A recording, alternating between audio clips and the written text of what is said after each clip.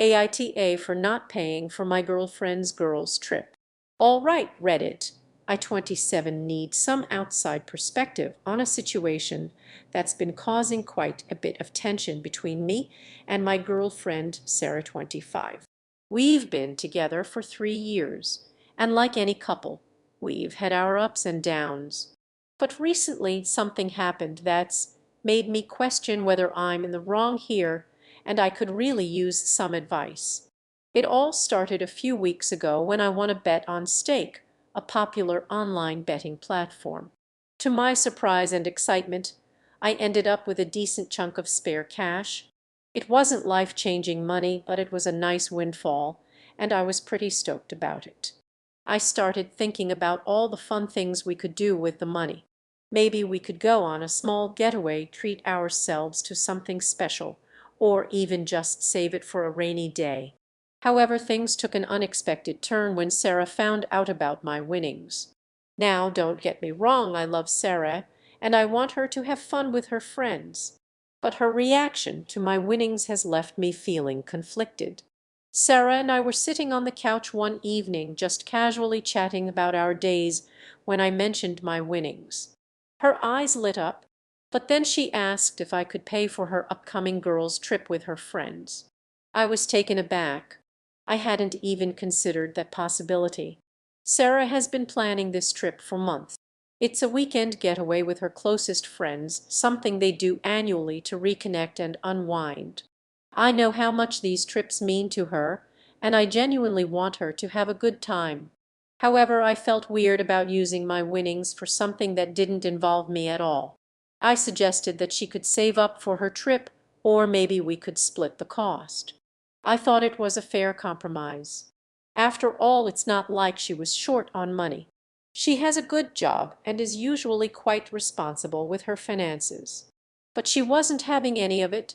She thinks I'm being selfish, and that since we're a couple, my money should be our money, especially since it was extra cash from a bet. Sarah's argument is that we've been together for 3 years and in a committed relationship. She pointed out that if the roles were reversed, she would gladly pay for something that would make me happy. She also mentioned that it was found money, not something I had planned or worked overtime to earn, so it should be easier for me to part with it. She made some good points, and I see where she's coming from. I understand that she wants to feel supported and that sharing financial windfalls can strengthen our bond.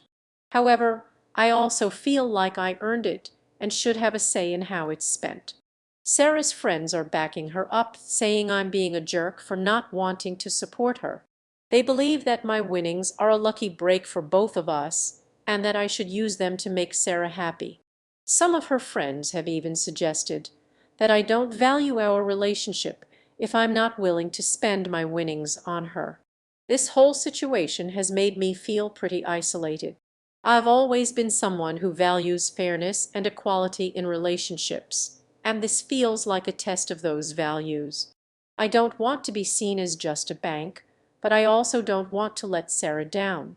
This conflict has been weighing heavily on my mind. On one hand, I want to make Sarah happy and support her in every way possible.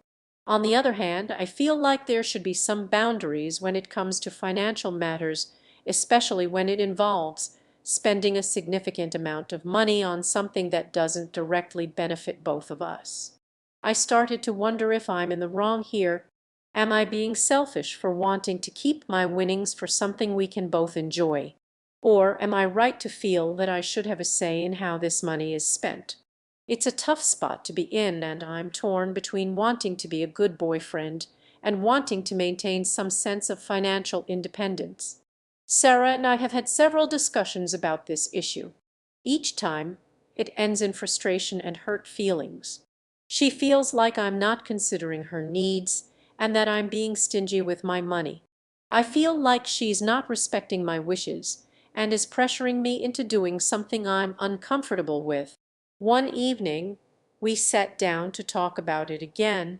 I explained my feelings to her, trying to be as honest and open as possible. I told her that it wasn't about the money itself, but about the principle of the matter. I wanted to use the winnings for something we could both enjoy, something that would create memories for us as a couple. Sarah listened, but I could tell she was still upset.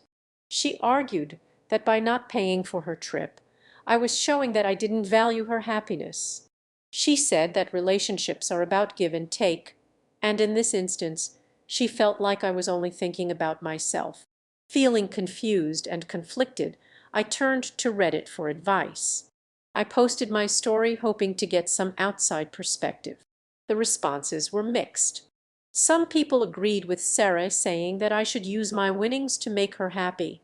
Others sided with me, saying that it's important to maintain some financial boundaries in a relationship. One comment that stood out to me was from someone who said that relationships are about balance and compromise. They suggested that I sit down with Sarah and have an honest conversation about our financial expectations and boundaries. They also recommended that we come up with a plan for how to handle unexpected windfalls in the future. Taking that advice to heart, I decided to have one more conversation with Sarah. This time I approached it differently. I didn't just focus on the immediate issue of the girls' trip. I started by acknowledging her feelings and explaining that I understood why she wanted me to pay for the trip. I told her that I loved her and wanted her to have a great time with her friends. But I also expressed my feelings about wanting to use the money for something that would benefit both of us. Sarah listened, and for the first time, we talked about our financial goals, our expectations for sharing expenses, and how we can support each other's happiness without feeling pressured or resentful. After a long and heartfelt discussion, we reached a compromise. We decided that I would contribute a portion of my winnings to her trip. This way, I could still support her and show that I cared about her happiness, but also keep some of the money for something we could both enjoy. Sarah agreed to this compromise, and she appreciated that I was willing to meet her halfway.